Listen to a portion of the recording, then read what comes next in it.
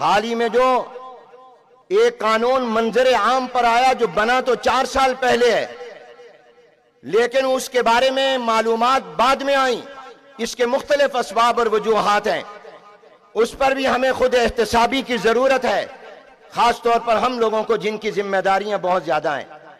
لیکن اس کے ساتھ ساتھ یہ ٹرانسجینڈر ایکٹ جو بنا ہے، ٹرانس کا معنی تبدیلی اور جینڈر کا معنی جنس کی تبدیلی کا قانون، عنوان یہ رکھا گیا کہ خواجہ سراؤں کے حقوق کا تحفظ، مگر اس کی آڑ میں ہم جنس پرستی کو قانونی تحفظ دیا گیا۔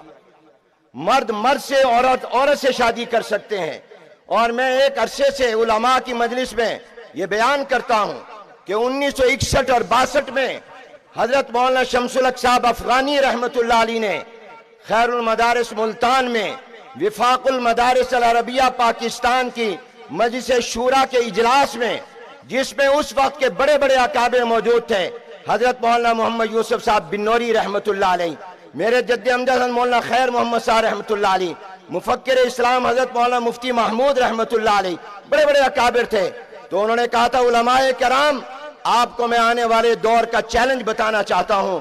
آپ کے لیے چیلنج عیسائیت نہیں ہے، آپ کے لیے چیلنج یہودیت نہیں ہے۔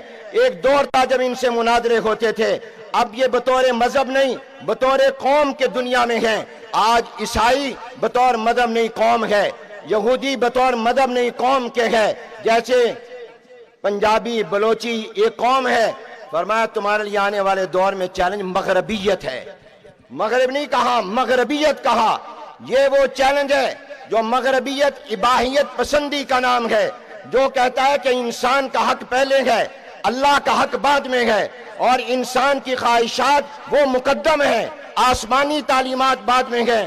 یہ پاکستان جو اسلام کے نام پر بنا، اس پر بھی تہذیبی دہشت گردی اور تہذیبی حملہ ہے۔ میں آج آپ سے درخواست کرنا چاہوں گا کہ آپ ٹرانسجینڈر ایکٹ کے بارے میں پورے ملک میں بینر لگائیں، آویزاں کریں، پینا فلیکس لگائیں۔ قرآن و سنت کے خلاف قانون نامنظور، شریعت کے خلاف قانون نامنظور، اور ہمیں اپنے خاندانی نظام کے خلاف قانون نامنظور، اس کو مہم اور تحریک بنائیں۔ اور تیسرا یہ ہے کہ اس قانون کو مسلم لیگ نون نے بھی پاس کیا، پیپلز پارٹی نے بھی کیا، تحریک انصاف نے بھی کیا، ان کے تمام ایم این اے کے پاس آج میں آپ سے یہ درخواست کر رہا ہوں اس امید کے ساتھ کہ آپ اس فقیر کی آواز پر توجہ دیں گے۔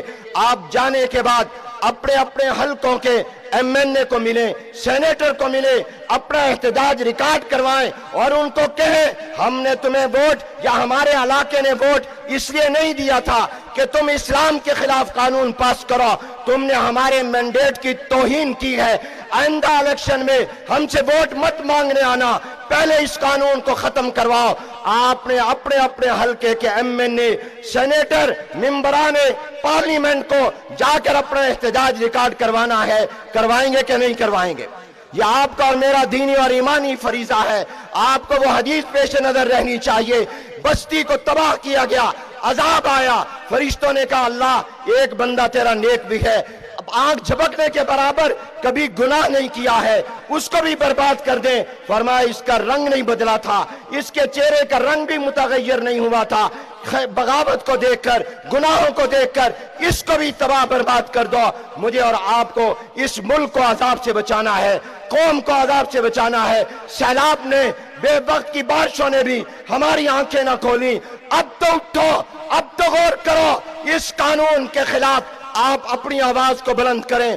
اور میں آپ سے درخواست کروں گا، خاص طور پر پنڈی اسلام آباد کے علماء سے، آج ہم نے اجلاس بھی کیا ہے، ہم باقاعدہ ایسے ساتھی مقرر کریں گے جو اپنی نظر رکھیں گے قومی اسمبلی پر، سینٹ پر، اس کی قائمہ کمیٹیوں پر کہ کون سا بل آ رہا ہے، کون سا قانون آ رہا ہے جو شریعت کے خلاف ہو، بجائے اس کے کہ وہ بن جائے پھر ہم احتجاج کے لیے نکلیں۔ ہم نے آئندہ اس کو بننے سے روکنا ہے۔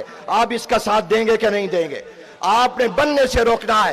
چوکوں پر، چوراہوں پر بینر کو عام کرو، الیکشن آنے والے ہیں، कोई वोट मांगने आए उससे खत्म नबुव्वत, नामूस रिसालत के तहफ़्फ़ुज़, गैर इस्लामी गैर शरई कवानीन, उनके बारे में कभी वो वोट नहीं देगा, भले पार्टी फैसला कर ले। इस पर आपको उनसे हलफ लेना चाहिए। और जहां तक मौजूदा कानून की बात है, हजरत मौलाना फजलुर रहमान साहब दामत बरकातुहुल आलिया हमारे दरमियान मशवरे जारी हैं। हजरत मौलाना ने इस पर अपने जमीयत के रुफाका को मुकर्रर किया, पूरे कानून का जायजा लिया, फिर उनके रुफाका ने एक मुसवदा तैयार किया। हजरत ने वो मुसवदा भेजा हजरत मौलाना मुफ्ती मोहम्मद तकी उस्मानी साहब दामत बरकातुहुम के पास। फिर खुद मौलाना कराची तशरीफ ले गए, हजरत से मुलाकात हुई और उसके मुताबिक हजरत को मुसवदा दिया। हजरत ने गौर करके उसका एक तरामीम कुछ की, उसके अंदर मजीद इस्लाह और बेहतर किया। फिर हजरत ने अपने साथियों को दिया, वो अल्हम्दुलिल्लाह तैयार हो गया। मैं ये बात आपके सामने रिकॉर्ड पर लाना चाहता हूं कि इस कानून का खात्मा वफाकी शरई अदालत के जरिए नहीं होगा, ये पार्लियामेंट के जरिए होगा।